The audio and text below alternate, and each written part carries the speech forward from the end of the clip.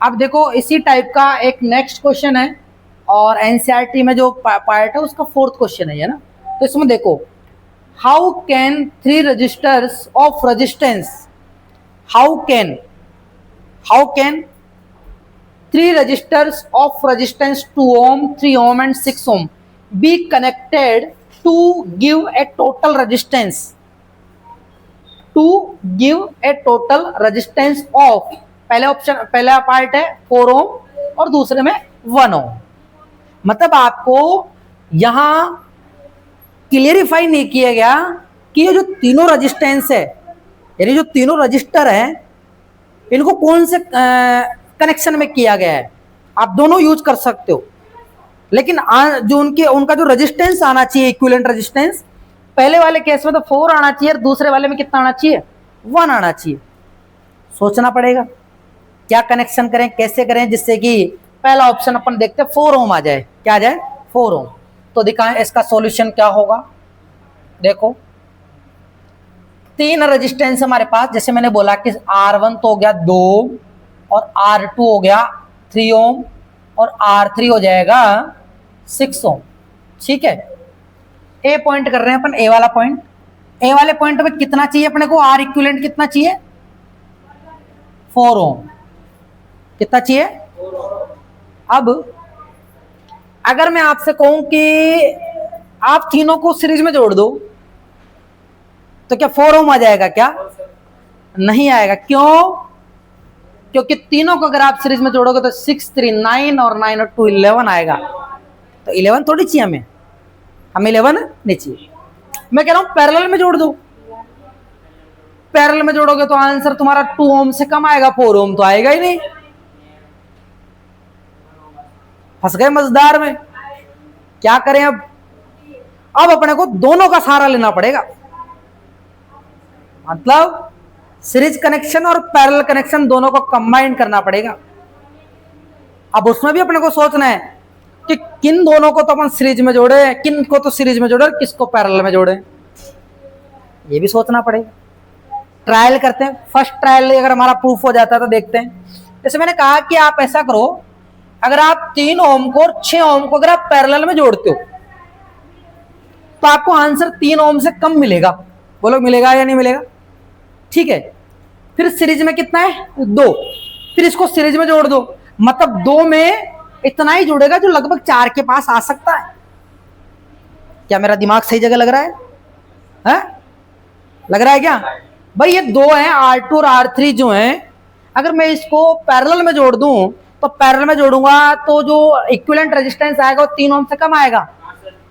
और अगर 2 मुझे 4 चाहिए तो 2 में ऐसा जोड़ूं, 2 में या तो 2 जोड़ दो, 2 ही जोड़ेंगे ना, तो शायद मान लो 3 से कम 2 ही आ जाए, और 2 और 2 जोड़ेंगे तो 4 हो जाएगा, प्रूफ हो जाएगा, आंसर आ जाएगा। देखो तो इसमें आपको करना क्या है, अगर आपको इक्विवेलेंट 4 ओम लाना है तो आप, ये तो हो गया R1 है ना, और इसके पैरेलल में आप जोड़ दो R2 को और R3 को इसके पैरेलल में जोड़ दो। क्लियर, R2 और R3 जोड़ दिया, जोड़ दिया।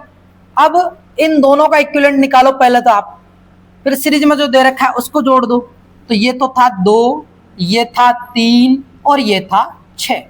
तो पहले अपन सोल्व करते हैं, where R2 and R3 in parallel connection, parallel connection. अगर ये पैरेलल कनेक्शन में है तो इनका अपन निकालेंगे 1/RP बराबर 1/R2 प्लस 1/R3। 1, 2 की वैल्यू कितनी है 3 और R3 की वैल्यू कितनी है 6। एलसीएम कितना आएगा 6। तो 3 का डिवाइड करेंगे 6 में 2 और 2 का मल्टीप्लाई 1 से तो 2। 6 का डिवाइड करेंगे 6 में 1 और 1 का मल्टीप्लाई करेंगे तो ये, और 2 और 1 कितने हो जाएंगे 3। तो 3 डिवाइड में कितना आया 6। अब अपने को तो केवल इसका इक्विवेलेंट चाहिए ना, तो आरपी बराबर हो जाएगा 6/3। काटेंगे तो कितना आया, तो अपन ने जो सोचा वही हो गया, तो 2 ओम आ गया। अब इसका अगर आप इक्विवेलेंट बनाओगे, अब ये बन जाएगा सर, ये तो सर R1 है, और सर इनका जो इक्विवेलेंट आया, मतलब ये जो काम कर रहा है वो 2 ओम के बराबर ही काम कर रहा है। तो सर ये जो आरपी आया ये सर 2 ओम आया। अब आप इसका इक्विवेलेंट निकाल लो, R1 and RP connected in, किसमें कनेक्टेड है? In series. किसमें कनेक्टेड है रे? सीरीज में। अगर ये सीरीज में कनेक्टेड है तो RS निकालेंगे इसका, तो R1 प्लस आरपी करेंगे, R1 का मान 2 और इसका मान भी 2, कितना आया? 4 ओम।